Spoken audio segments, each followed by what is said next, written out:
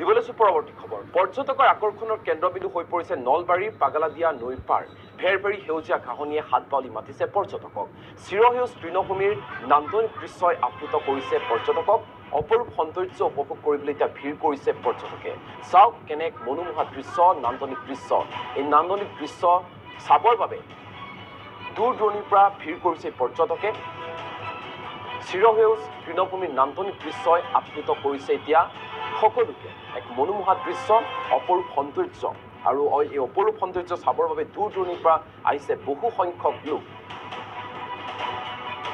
আৰু এই সমগ্ৰ বিষয় সন্দৰ্ভত নলবাৰীৰ পৰা চন্দন শৰ্মাৰ বিশেষ প্ৰতিবেদন আছে চন্দন শৰ্মাৰ ওচৰলৈ যাব বিচাৰিছোঁ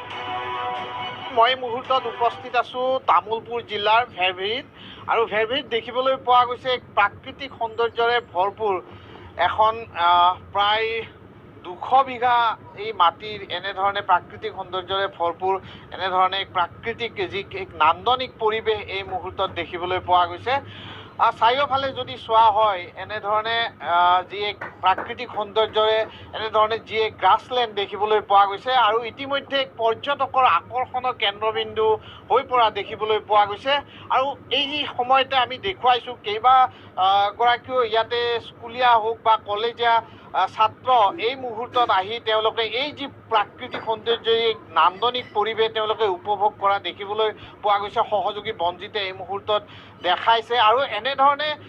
বিভিন্ন প্ৰান্তৰ পৰা তামুলপুৰ জিলাৰ এই ভেৰভেৰি অঞ্চলত যি গ্ৰাছলেণ্ড দেখিবলৈ পোৱা গৈছে এই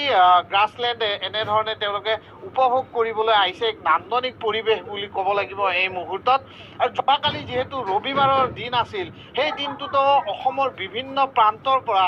বিভিন্ন পৰ্যটকসকল ইয়াতে আহিছিলে আৰু এই যি নান্দনিক পৰিৱেশ এক উপভোগ কৰা দেখিবলৈ পোৱা গৈছিলে আৰু মোৰ লগত এই মুহূৰ্তত এগৰাকী ইয়াৰ যি বিশিষ্ট ব্যক্তি আছে ৰবিন আছে এগৰাকী যিহেতু যুৱ সাহিত্যিক তেওঁৰ সৈতে কিছু কথা পাতিম দেখিবলৈ পোৱা গৈছে এক প্ৰাকৃতিক সৌন্দৰ্যৰে ভৰপূৰ ভেৰভেৰি অঞ্চলত দেখিবলৈ পোৱা গৈছে এক নান্দনিক পৰিৱেশ বিভিন্ন প্ৰান্তৰ পৰা পৰ্যটকসকলে এই মুহূৰ্তত আহি পোৱা দেখিবলৈ পোৱা গৈছে কি ক'ব হয় নিশ্চিতভাৱে ক'ব লাগিব এই যি অঞ্চলটো আমাৰ তামুলপুৰ জিলাৰ অন্তৰ্গত ভেৰভেৰিত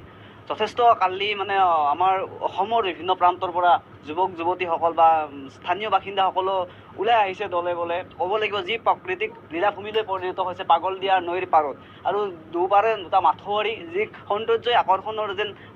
হাত বাউলি মাতিছে পৰ্যটনস্থলীলৈ আৰু এই ক্ষেত্ৰত আমাৰ যি অসম চৰকাৰ তথা আৰু বিটিআৰ চৰকাৰে যদি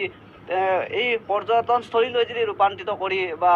অঞ্চলটোৰ উন্নয়নৰ হকে কাম কৰিব বুলি আশা ৰাখিছোঁ আৰু এই স্থানটোৱে আমাৰ যি এতিয়া সৌন্দৰ্যৰ এক কেন্দ্ৰবিন্দু হৈ আপুনি উল্লেখ কৰিছে সৌন্দৰ্যৰ কেন্দ্ৰবিন্দু হৈ পৰা বুলি কিন্তু এই সঁচাকৈ ক'ব লাগিব আজি পৰা এসপ্তাহ ধৰি এই অঞ্চলটোলৈ মানুহৰ যথেষ্ট সমাগম হোৱা পৰিলক্ষিত হৈছে আৰু এই অঞ্চলটোৰ মানুহে যি প্ৰাকৃতিক সৌন্দৰ্যৰে যি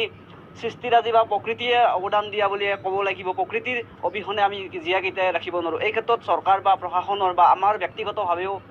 কৰিবলগীয়া আছে কামখিনি বা চৰকাৰে নিখুঁতভাৱে যদি কৰি দিয়ে আমি এইটো এটা পৰ্যটনস্থলীলৈ ৰূপান্তৰিত হ'ব বা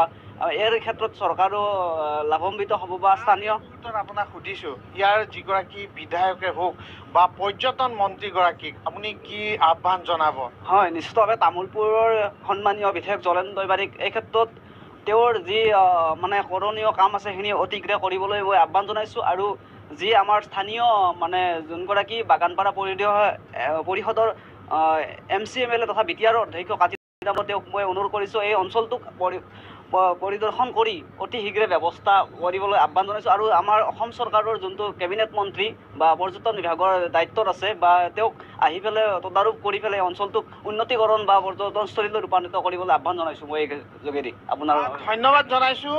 সঁচাকৈ এক নান্দনিক পৰিৱেশ প্ৰাকৃতিক সৌন্দৰ্যৰে ভৰপূৰ এই ভেৰভেৰি বৃহত্তৰ অঞ্চলটো দেখিবলৈ পোৱা গৈছে এক সঁচাকৈ এক মনোমোহা পৰিৱেশ আৰু ইয়াৰ ওচৰত যি পাগলদিয়া নৈ আৰু পাগলদিয়া নৈৰ কাষত এনেধৰণে দেখিবলৈ পোৱা গৈছে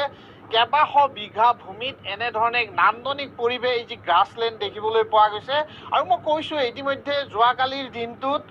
অসমৰ বিভিন্ন প্ৰান্তৰ পৰা বিভিন্ন লোক আহি ইয়াতে এই উপভোগ কৰা দেখিবলৈ পোৱা গৈছিল। এই মুহূৰ্তত এনেধৰণৰ এক পৰিৱেশ, সঁচাকৈ এক নান্দনিক পৰিৱেশ, আৰু যিহেতু এক প্ৰাকৃতিক সৌন্দৰ্যৰে ভৰপূৰ এই ভেৰভেৰী অঞ্চল দেখিবলৈ পোৱা গৈছে। ইতিমধ্যে মই কৈছোৱে বিভিন্ন প্ৰান্তৰ পৰা